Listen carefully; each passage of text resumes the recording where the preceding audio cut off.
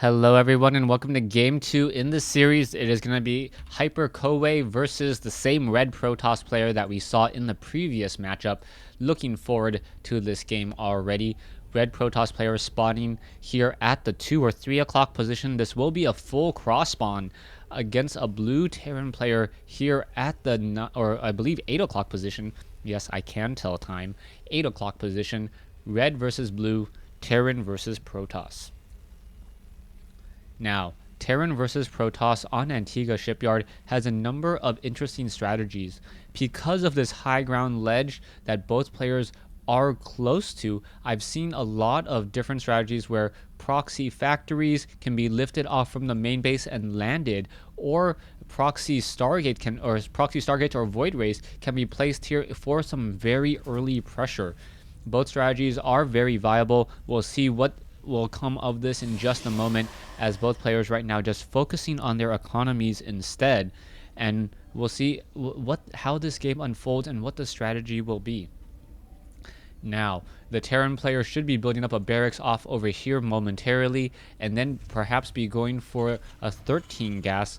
Normally, most Terran players do like to get that early gas against attacking Protoss, just because Protoss can open up and deal so much damage. But we may have perhaps an early expansion coming in from Hyper KoTH, and if he does go for an early expansion, he's going to rely solely on Marines and bunkers to try to fend off the majority of that early damage. Now, we are seeing the assimilator warping in back in the base of the red Protoss. Cybernetics core should be coming in, but we need to get a second pylon first, as I do not believe the red Protoss player wants to sacrifice any of his economy just to get that Cybernetics core out a second sooner. It doesn't look like it. We may continue to see more chrono boost as a probe gets stuck on the wrong side of this wall. Now, based upon the timing of this supply depot, he knows that there is most likely not any gas in here, because if there was any gas, he wouldn't have enough resources. And oh, an SCV almost gets in trouble there, down to 5 hit points. A Marine now trying to make its way back in, and the Marine saving that SCV, and that SCV will be able to go back and mine more minerals without any problems or issues, as we should be getting up a command center in just a moment. One Marine being left to fend off this ramp over here, as the SCV now still making its rounds. No Zealot has been trained. A Stalker most likely going to be chrono boosted out in addition to that warp gate tech. Now, chrono boosting out that first Stalker simply forces that SCV to stop or to move away just slightly faster. Now this SCV has to be very careful. If he walks near this pylon, he is going to be revealed. So this SCV wants to park itself off over here. We'll see whether or not this Stalker does find that SCV. It doesn't look like he will, as he is trying to scout out the inside of his natural expansion and won't spot it there. Command center already about halfway done. Sentries are being added.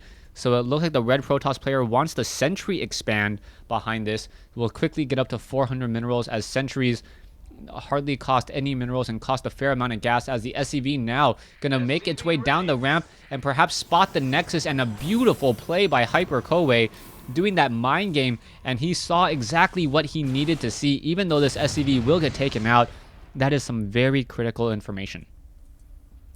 Hyper KoTH now with the command center nearing completion, he should be able to upgrade that to an orbital command and transfer some SCVs over. He still does not have any gas as of yet, but now transitioning into a 4 racks build, perhaps with an additional bunker or two, will be able to fend off anything that the red Protoss player will be able to amass up early. So this game is going to turn into a much heavier macro game. A macro game meaning at least 2 to 3 bases for each of these players. And as this game goes on, we should see higher tech units, perhaps Colossi, High Templars, Archons, Ghost, Vikings, and Medivacs, and most likely coming in from Hyper KoTH, as he finally lays down the double refineries in order to get a stronger gas economy. Harvester count 24 compared to 25. Investor income just showing much better for the Terran player, as he does have that additional mule and probes now being transferred to that natural expansion.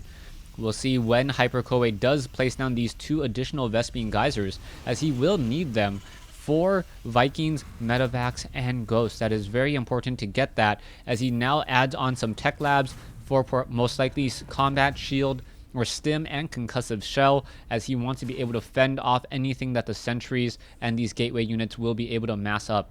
Concussive shell now being added already, a proxy pylon being added. The SCV does spot this probe going up onto that high ground there, and the SCV now needs to make sure, does he spot it? Yes, he does spot that there.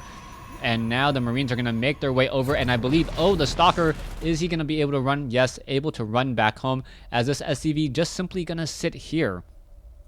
The Nexus of the Red Protoss player has already been completed. 37 probes, 33 SCVs. Production tab still shows 2 SCVs, or 1 SCV now being trained at a time, going into the factory. And now this is where Hyper KoTH needs to really defend against what may be a rather large attack. SCVs finally pulling back. It's going to be able to get back home. Perhaps this probe may end up getting destroyed on accident. Is it going to be able to hide back over here in the corner? Oh, the SCV could have come in over here. And the probe, oh, is not careful. The SCV, if it hid down over here, would have been able to, I guess, been bait to shoot back this probe. We are now going into double forges by the Red Protoss player here. So level 1 weapons upgrade and most likely level 1 armors upgrade will be started in just a few moments. An observer also keeping track of this front door. Triple bunkers will be a problem, as no Protoss player wants to attack into a very heavily fortified Terran in position. The observer now simply making its rounds. No weapons upgrade that I can see, so no missile turrets, as the starport about to reach the halfway point. The Marines are moving out. Stim is about to be completed, and now combat shield should follow up very, very nicely. 1 proxy pylon of red gonna get destroyed. Now now supply blocked at 76 over 76. Double engineering bays being added, so a much better showing this time from Hyper KoTH than Hyper KoTH. I'm not 100% sure of the name, so not going to try to repeat that. I'm sure you guys can watch game 1, and we'll see whether or not the Red Protoss player will be able to fend this off. He does have 5 sentries with nearly max energy, and with max energy, he should be able to get down at least 3 force fields, if not 4 for a true max, and be able to block any early aggression. The Marines do not yet have that combat shield. Level 1 weapons and armor upgrade just getting started, as the Stalkers are being added as well. A much larger army coming in from Hyper KoTH, as he should be able to simply stim up that ramp and deal a lot of damage. However, stim has been completed, combat shield just getting completed now, and we'll see how this is all going to work out as the 2 Medivacs finally join up with the rest of the group. 2 additional Medivacs need to be added, and now we should have an engagement.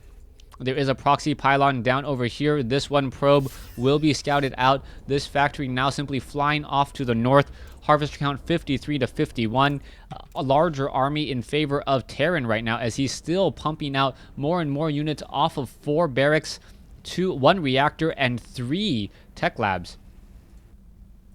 Hyper KoTH needs to make a move, and sometime soon. Otherwise, his advantage is pretty much going to be neutralized. He's going to make his way over here, and it looks like he's going to try to take down this proxy pylon, or perhaps do a bit of a drop. But if he loses any of these Medivacs, it's going to be a very heavy hit, as a pylon quickly scouts out this group of units simply flying off to the north. The Stalkers are going to be there to intercept, and that's going to be bad news. Are the Medivacs yet? The Medivacs are still going in, and 1 Medivac already down, 2nd Medivac down.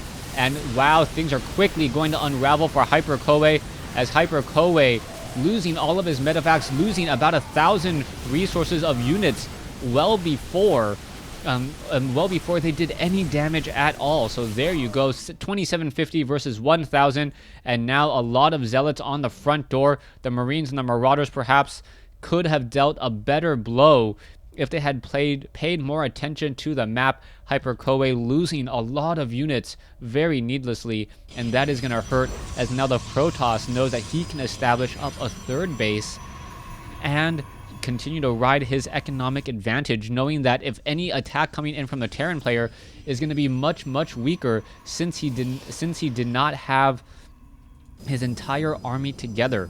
Zealots are now upgraded 1-1, almost 2-2.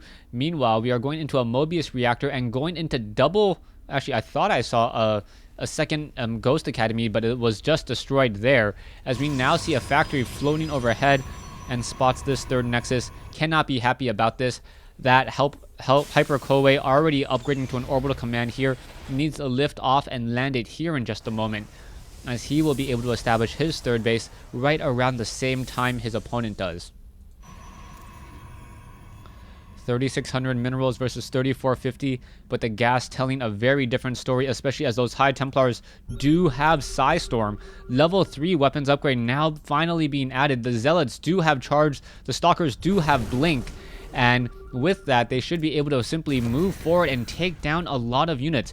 The High Templars now hoping to just continue this push here. More medevacs being added to this group. The Zealots may come in for a charge here, and there you go. Here's an engagement. Guardian Shield is up, and now Psystorm is raining down across multiple Marauders and Marines. Zealots warping in as a reinforcing side over here, as the High Templars should be able to push back in for another round of Psystorm.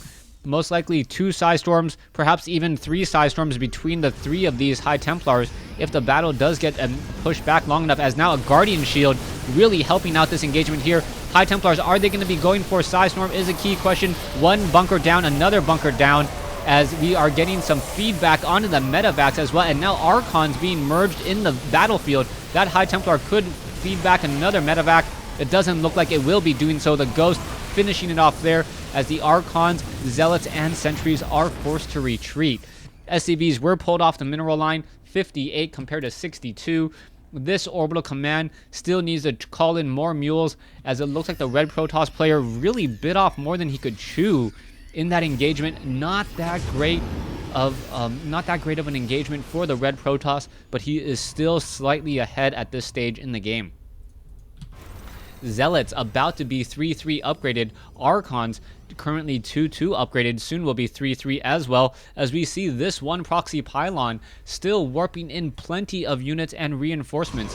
A 4th base now being established by the Protoss, while Hyper KoTH is still running on 2. That is never good news, as the Zealots now try to charge up the ramp. EMP Shockwave, Psystorm still raining down. Feedback on to a couple of those Ghosts. The Archon quickly coming in and now destroying all of those force field. Stalkers able to blink up, and there is the GG coming in from Hyper KoTH.